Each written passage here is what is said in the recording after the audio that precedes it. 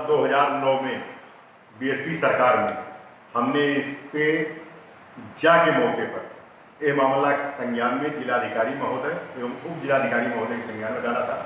उस समय इस पर कुछ कार्रवाई भी हुई थी, लेकिन सरकार 6 महीने बाद ही सरकार 1 साल 2 साल चली, कुछ कार्य इस पे हुए थे, लेकिन दोबारा जब से सपा सरकार आई और बीजेपी की सरकार आई तब से उसकी तरफ कोई ध्यान नहीं दे रहा है।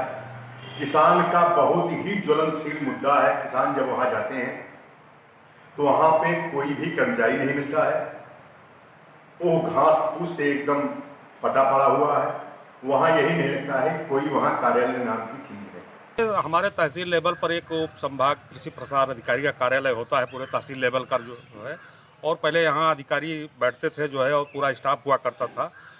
लेकिन परंतु इस समय जो दिक्कतें हैं कि अधिकारी जो है एक है और कई जगह के चार्ज हैं, तो इस नाते तो नहीं बैठ पा रहे हैं। लेकिन हम जो है अपने जिला कृषि अधिकारी हैं या जो कृषि निदेशक हैं, इनसे हम चाहते हैं कि कम से कम एक अधिकारी या एक कर्मचारी जो है कृषि विभाग का उस कार्यालय में बैठे। कई लाख करोड़ की लागत से बनी हुई बिल्डिंग है, भवन है, तहसील लेवल का कार्यालय है। लेकिन जब कभी हम लोग किसान वहाँ जाते हैं और वहाँ पर देखते हैं तो जानवर बैठे मिलते हैं, जो है इतना बहुत दुर्दशा को बिल्डिंग है। और वहीं पर हमारा जो है सॉयल टेस्टिंग लैब है, जो है जहाँ पर किसान मृदा नमूना की जांच कराते हैं, और सरकार का और सबका बड़ा जोर रहता है कि किसान अपनी मिट्टी की जांच कराएं जो है, और उस अनुपात में जो है जब जांच रिपोर्ट आ जाए तो खाद बीज उस हिसाब से डालें जो है, जिससे उनकी जो है बचत हो। और जो सरकार की मंशा है आय दोगुनी करने के लिए, वो एक विशेष जो है आयाम किसानों के लिए है।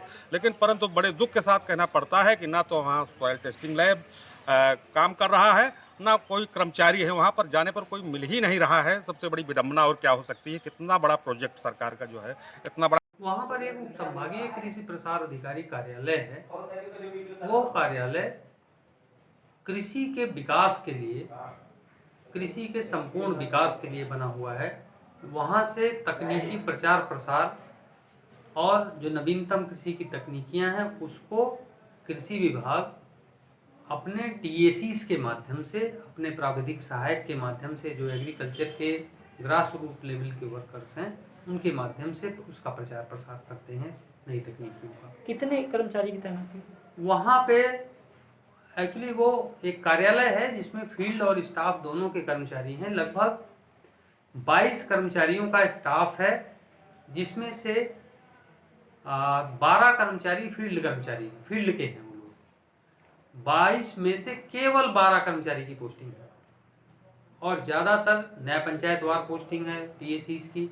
तो इतनी ज़्यादा कमी है कि वहाँ पे एक लोगों पे 2 न्याय पंचायतें हैं, इसलिए फील्ड में ही ज़्यादा रहना होता है। बहुत सारे लोग जो है वो कवर नहीं कर पाते हैं, टेक्नोलॉजी को डिसिमिनेट नहीं कर पाते हैं।